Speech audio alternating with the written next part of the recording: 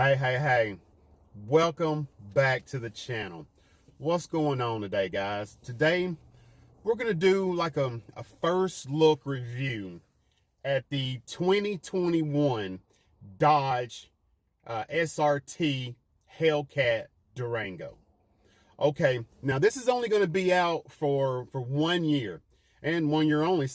And I don't have all of the information on it yet, but I'm coming to you and giving you the information that I have. Okay, now starting off, this thing is going to be all-wheel drive, and it's going to run you around $82,490. Yeah, $82,000. Now, let's get into what you can get for $82,490. Now, it's a supercharged 6.2 liter V8. Now that pushes out 710 horsepower. It pushes out 645 foot-pounds of torque. Now all of that's with an 8-speed automatic transmission. Yeah, it's gonna be pretty horsey. Now this thing will run, which is estimated from 0 to 60 in 3.5 seconds. Yeah, and it'll do a quarter of a mile in 11.5 seconds. So this ain't no slouch. This is gonna be a pretty nice thing for only 1 year though. Now, this ain't all about racing and, like a sports car. This thing will also tow. This thing will also tow 8,700 pounds. So this thing will tow whatever you wanted to tow too. So you can do almost everything in one vehicle. All right. Okay, now this thing rides on a specially tuned suspension with adaptive dampers. Now this thing is 20-inch wheel by 10-inch. This thing is pretty good. Now on the tires, this thing comes standard. This thing comes standard with Pirelli Scorpion Zeros all-season tires on it. This thing is crazy. This thing has some big, powerful Brembo brake system. This thing fits around a 15.75-inch front rotor. And then it has a 6-piston calipers. It has a 13.8-inch rear disc with 4-piston binders. This thing is crazy. Now, as far as the fuel on this thing, this is the only thing, because it's not really out yet, this is the only thing they're kind of guessing on, estimating on, because this being 710 horsepower, the only thing they, I guess, got close to it is that 485 horsepower, the SRT, the 392. Now that, as far as gas, it goes 13 miles to the gallon in the city. It does 19 miles to the gallon on the highway. So they're guessing, and they're putting it up against the Trackhawk, the Jeep Grand Cherokee Trackhawk. Now the Jeep Grand Cherokee Trackhawk, it has a 707 horsepower. So they're similar, and they're really similar because they both have the 6.2 liter supercharger in them. So when they put it up against the Trackhawk, it's gonna be close, very similar. Now the Trackhawk, it does 11 miles to the gallon in the city, and it does 17 miles per gallon on the highway. Man, 11 miles to the gallon in the city. That's crazy. But anyway, so that's the only thing they really have to compare it to. So that's what they're, estimating it to be. But until, they can do a road test of 200 miles, then, they got a route to do.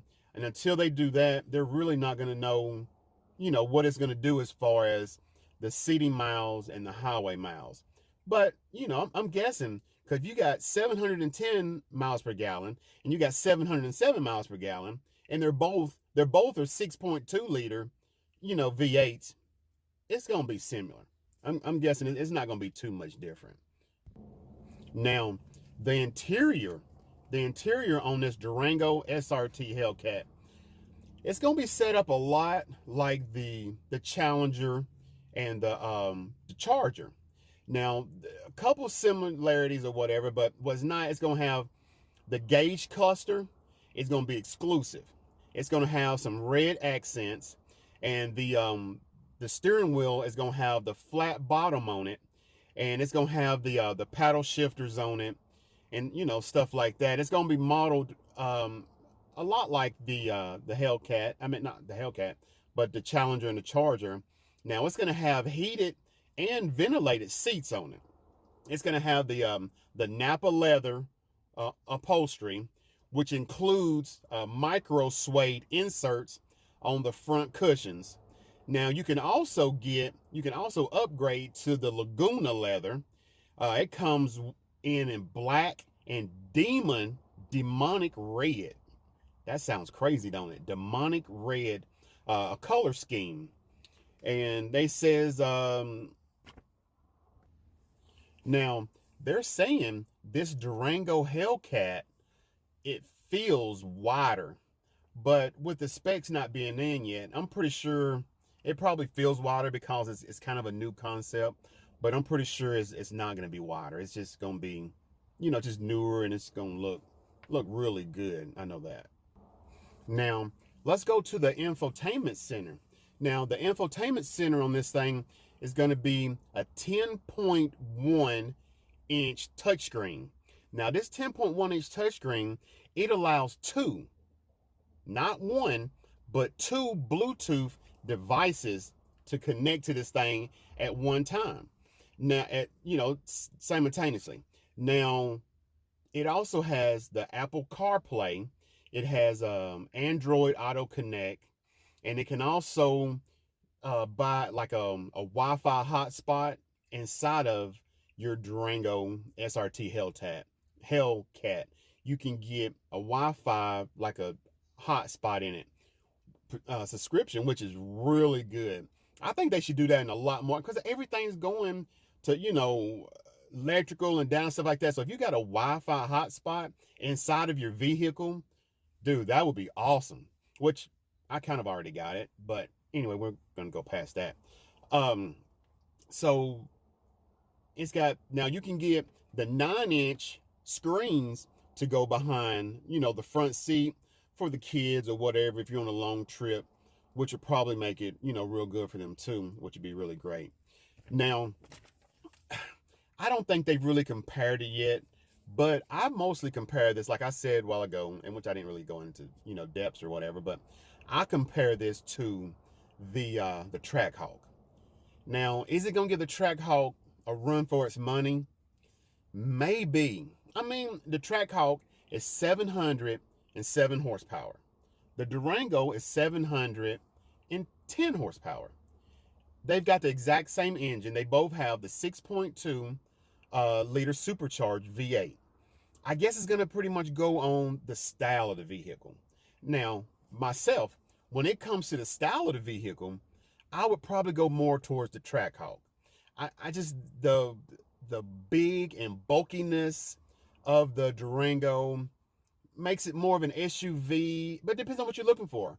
More of an SUV, kind of a station wagon type deal. Don't really care for that too much. Now, the Durango is $82,000, but the Trackhawk is $89,000. So, that's something else to consider. I'm going to do a review on the Trackhawk too, the 2021 Trackhawk, here next week, couple weeks or something like that. And then I'm going to kind of put them together and compare them to see, what really going on between both of them, and which one, kind of break it down a little bit for you. All right, guys, if you like this video, please subscribe, please like, please share this video. Please share this video. If you didn't like this video, or, if you didn't really care, I'm sure somebody out there would love to see this video. So if you would, share it to them, let them make their own mind up if they want to see it or not. And I really appreciate it, guys. Do me a favor, be good to yourself, and please be good to others. All right, thank you.